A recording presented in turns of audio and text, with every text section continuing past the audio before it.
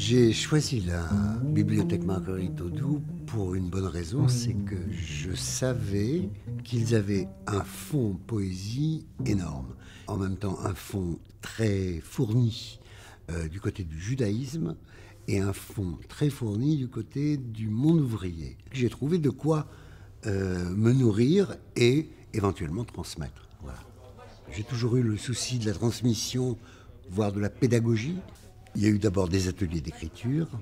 J'ai travaillé depuis le début sous l'égide de Georges Perec. Georges Perec disait « Je m'appuie sur des règles de façon à être totalement libre ». À chaque atelier, il y avait des exercices à faire qui étaient à base de consignes bien précises. Ça fédère en tout cas un groupe. Tu n'as pas ça? Ah oui, tiens, j'ai pas ça. Oui, c'est celui qu'elle aime bien. Tu vois lequel? Oui. Moi, j'aime bien les gouttiers. Hein. Évidemment, les gouttiers, c'est pas le boulot de mes rêves, mais bon, c'est un boulot. Tu veux bien le lire? Oui. Évidemment, égoutier, ce n'est pas le boulot de mes rêves.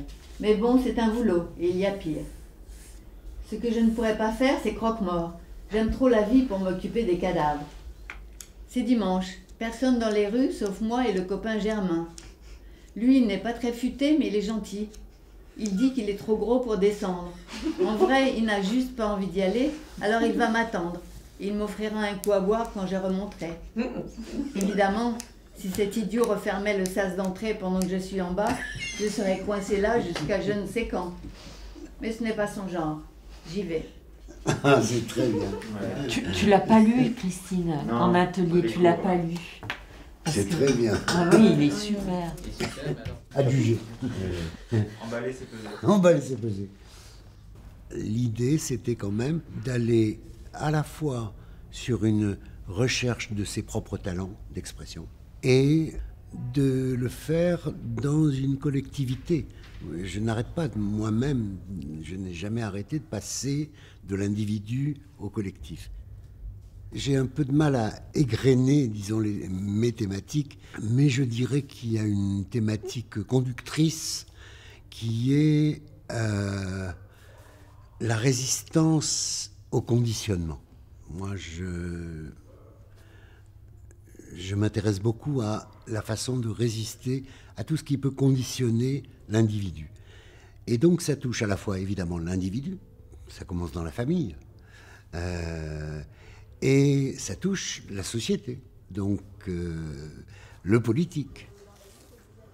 J'ai eu l'occasion d'intervenir aussi bien pour des travaux avec des peintres, avec des poètes, parfois dans des domaines peu connus, par exemple le livre d'artiste. Et j'ai donc proposé d'abord à la bibliothèque d'organiser quelque chose autour du travail que j'avais fait avec Michel Mousseau, peintre. C'était une façon d'exposer aux usagers de la bibliothèque un domaine qu'ils ne connaissaient pas forcément.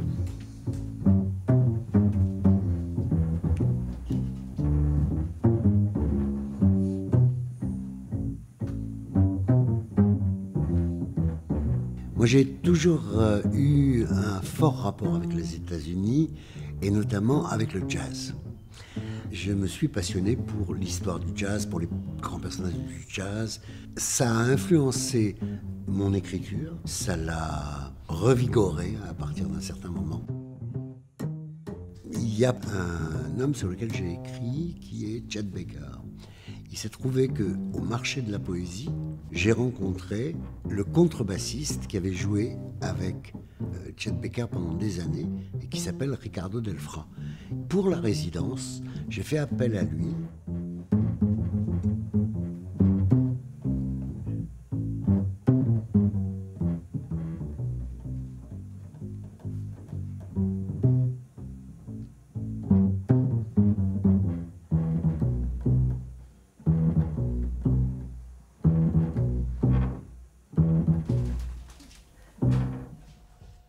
Sur le projet personnel, je me suis arrêté sur une artiste des années 70, une plasticienne du nom de Anna Mendieta, photographe, vidéaste, performeuse, qui a travaillé sur la nature, beaucoup, sur la terre, sur les éléments, sur le feu aussi, et sur une sorte de recherche d'identité féminine, je dirais presque féministe première époque, mais hors militance, hors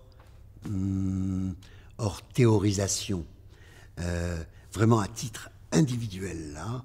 Une image qui me vient en tête, c'est un tas de pierres dont elle sort progressivement par un orteil, par une oreille, dont elle sort de terre, quoi.